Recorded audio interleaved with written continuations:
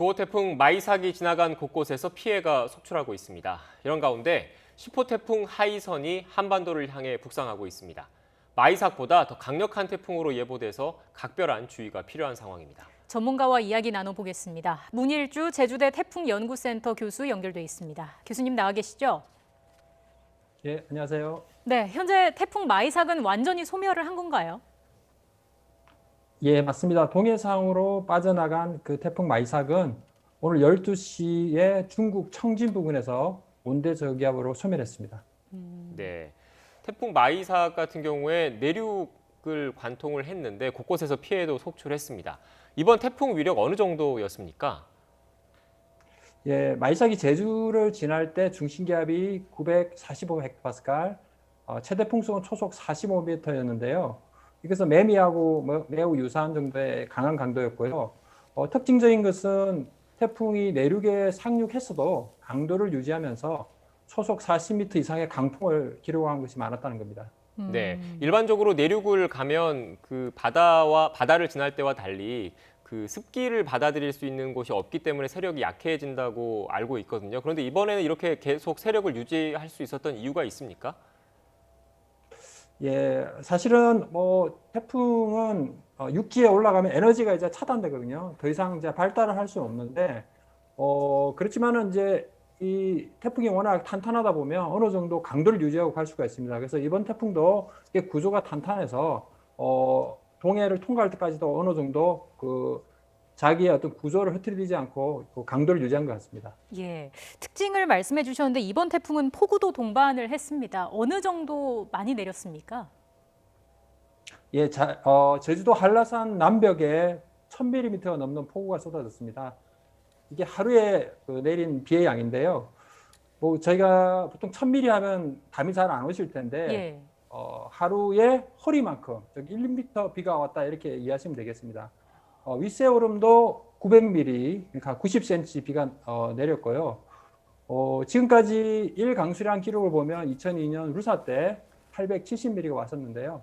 이번 마이삭 때 그 기록을 모두 깬 것 같습니다. 네. 교수님 또 걱정되는 게 이렇게 9호 태풍에 이어서 10호 태풍 하이선이 현재 북상하고 있다는 겁니다. 현재 위치는 어디쯤입니까? 현재 하이슨은 괌 북서쪽 1000km 부근 해상에 지금 위치하고 있어요.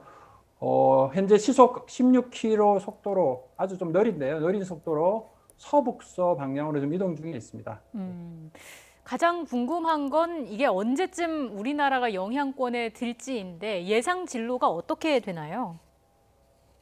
네, 현재 기상청 예측대로라면 다음 주 월요일인 이제 7일 새벽녘에 제주 근처 쪽으로 이제 올 것 같습니다. 네. 태풍의 예상 진로는 보시다시피 계속 북서 방향으로 이제 진행을 하다가 큐슈 서쪽 해상을 통과해서 이제 남해안으로 이제 상륙하는 것으로 지금 나와 있는데요.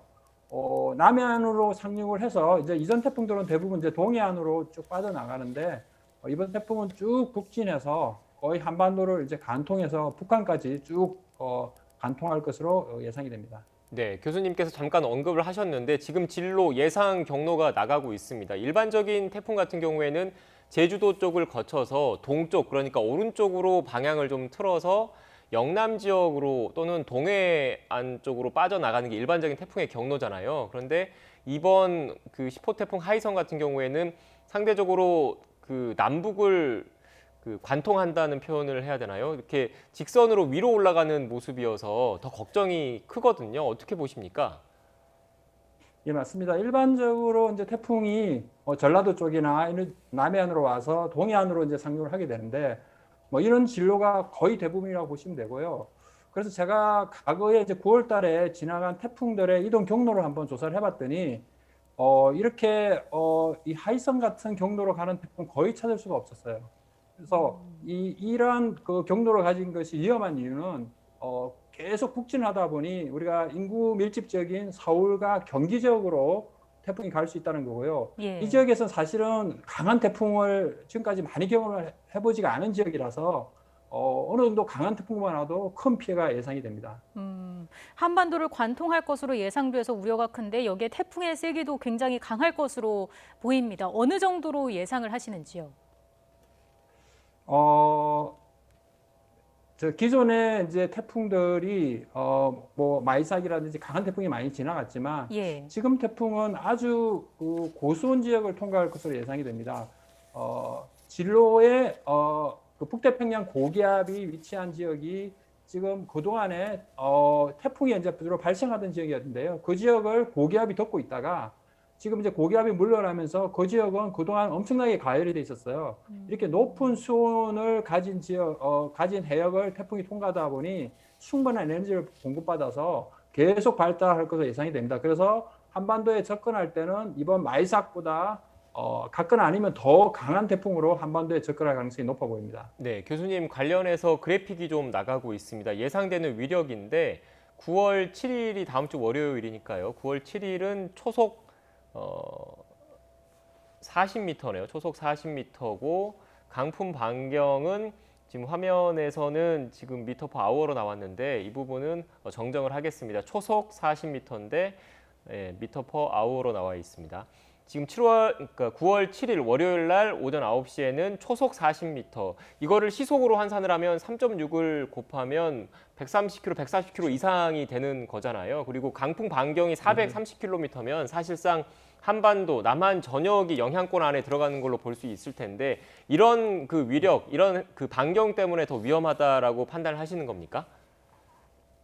뭐 반경도 문제고요. 일단은 강도 면에서 보시면 아마 이 정도 강도로 발달하면 올해 발생한 태풍 중에 가장 강한 강도로 발달한 태풍이 될 것 같고요. 이런 강도뿐만 아니라 지금 강풍 반경도 아주 크지 않습니까? 이 정도면 우리나라에 뭐 가까이 접근하더라도 주변에 큰 영향을 미치는 거죠. 그래서 우리가 태풍이 지나갈 때 그 중심 강도도 중요하지만 그 강풍 영역이 얼마나 큰가에 따라서 그 피해 지역이 넓어집니다. 그래서 이번 태풍은 강도도 강하겠지만 아주 강풍 반경도 커서 대단히 조심해야 되는 태풍 같습니다. 예, 또다시 올라올 태풍에 각별한 대비가 필요해 보입니다. 교수님, 태풍의 길이 열렸다 이런 표현이 쓰이잖아요. 이게 뭐 태풍은 고기압의 가장자리를 따라서 이동을 하는데 이제 가을이 되면 북태평양 고기압이 일본 쪽으로 내려가면서 그 가장자리가 우리나라 그 남해 부근에 이제 자리를 하게 되면서 태풍이 올라올 수 있다는 이야기일 텐데 현재 대기 상황은 어떤가요? 태풍이 발달하기에 좋은 조건에 있는 건가요? 예, 뭐 일단 해양 조건은 뭐 그 북측 태평양은 너무 좋고요. 예. 해양 조건이 좋다고 해서 태풍이 많이 발생하는 건 아니고요. 대기 조건이 되게 중요합니다. 그동안에 필리핀 앞바다가 그 북태평양 고기압으로 덮여 있다가 이제 7월에는 태풍이 하나도 발생 안 했습니다. 그러다가 이제 북태평양 고기압이 물러나면서 필리핀 동쪽 해상에 상당히 많은 이제 태풍이 지금부터 발생할 거고요. 이렇게 발생한 태풍이 이제 북상을 하게 되면 결국은 북태평양 고기압의 가장자리를 따라서 이렇게 이동을 할 수밖에 없는데 지금 북태평양 고기압이 이맘때면 보통 이게 동쪽으로 물러나서 그러다 보면은 태풍이 거의 일본 쪽으로 가거나 아니면 일본 동쪽으로 가게 되는데요. 네. 이렇게 최근에 가을철에도 북태평양 고기압이 이렇게 세력을 유지하고 있다 보니 갈 수 있는 길이 우리나라 쪽으로 지금 갈 수밖에 없다는 거죠. 그래서 이렇게 최근에 많은 태풍들이 우리나라 올라오는 이유는 지금 북태평양 고기압이 계속 세력을 유지하고 있기 때문이고요. 이렇게 오는 태풍의 길목에는 그림에 보시다시피 고수온이 지금 위치하고 있어서 강한 태풍이 계속 우리나라로 올 수 있는 겁니다. 네, 교수님 마지막으로 지금 태풍 하이선 예상 경로 다시 한번 보여주시겠습니까? 네, 지금 보시는 것처럼 태풍이 그 통상적인 태풍 경로와 달리 한반도를 남북으로 관통할 것으로 예상돼서 걱정이 큰 상황입니다. 이런 그 예상 경로가 바뀔 가능성이 없는지, 그리고 앞서 그 수도권과 서울 경기 지역은 큰 태풍을 경험하지 못해서 더 우려된다라고 교수님께서 말씀하셨는데 피해를 예방하기 위해서는 어떤 대비책들이 필요한지 간단하게 말씀 부탁드리겠습니다. 예, 일단 진로는 물론 뭐 변경될 가능성이 있습니다. 우리가 뭐 예측을 한다는 게 100% 맞을 수는 없습니다. 그렇지만 이번 예측 결과를 보면 우리나라, 일본, 미국 모두 15 태풍 하이선이 일본 큐슈 서쪽 해상을 통과해서 한반도를 간통하는 진로를 예측을 하고 있습니다. 물론 예측 진로가 조금씩 바뀔 수는 있지만 한반도로 향하는 것은 변하지 않을 것으로 저는 생각하고요. 일반적으로 이제 보통 진로가 예측이 어려울 때는 모델마다 그리고 기관마다 이렇게 서로 막 다르게 예측을 해요. 예, 그만큼 어렵다는 거죠. 서로 의견이 다 다를 수 있는데 이번 결과를 보시면 대부분 나라별로 그리고 모델도 거의 비슷한 경로, 우리나라 거의 남해안으로 오는 것으로 다 예측을 하고 있습니다. 그래서 아마 크게 이 경로가 벗어나지는 않을 것 같고요. 다만 상륙할 때 좀 더 서쪽으로 치우치느냐, 동쪽으로 치우치느냐 그 정도 차이가 있을 뿐 한반도로 오는 것은 변함이 없을 것 같습니다. 네, 알겠습니다. 지금까지 문일주 제주대 태풍연구센터 교수와 함께 이야기 나눴습니다. 오늘 말씀 고맙습니다. 예, 감사합니다.